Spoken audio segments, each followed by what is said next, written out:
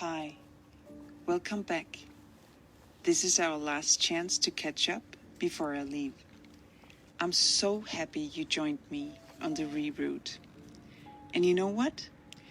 You can actually do it again yourself via Viborg Kunsthal. Now, just to sum up what we've been doing all the day. As we spoke about previously, some say that trees are the lungs of the earth.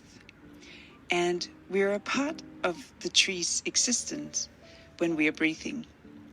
And in this way, our breaths are very deeply united. Every out-breath is mirrored by the in-breath of a plant, and their out-breath is mirrored by our in-breath. The trees and plants drink water. We consist of water. The lake is water. The new moon affects the water or the tide because the earth is influenced by its gravitational pull. Water transforms and receives. Earth or soil can't contain or give life without water. But where would water be, and where would we be, walking landscape, if it wasn't for the earth? Of all great things, from love, life can be created. From life comes death, transitions, and therefore the concept of time. Past, present, future, and also the space in between. Within time, there are seasons, days, hours, minutes, and milliseconds. Every spot we have visited today is a part of that bigger picture and illustrates what the cycle of life involves. Basically just right outside your door. And in general, whether you were at Sindssygehospitalet or dancing in Klosterskoven, carving hearts into the trees, or just walking, as you may do now, around the lake, nothing of the things we've seen today, or nothing you are familiar with right now, could exist without contributions of tiny organisms from billion years ago in the landscape. Why? Because we are all connected. I'm going to refer to Tim Chi as he explains it so well in this little thought experiment. Imagine you were one of these little organisms 2 billion years ago in this landscape.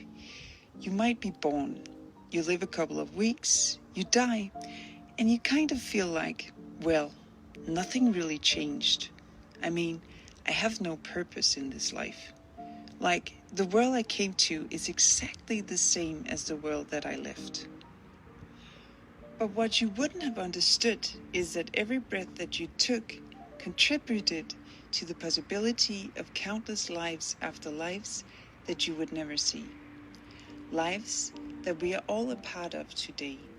And it's worth thinking that maybe the meaning of our lives are actually not even within the scope of our understanding. Because it's true of every one of these organisms, and it may also be true of us.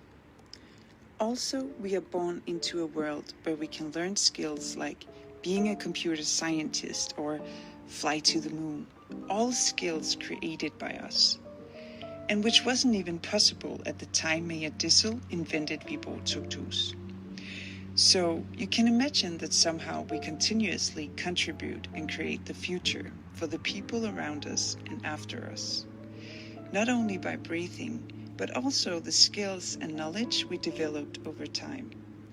Even though I tried to illustrate the cycle of life today and what it often seems to contain, and even though walking repetitive round and round in the cycle of life might sometimes seem to go nowhere, or you don't even know where it ends, we are actually contributing all the time, at least just by breathing.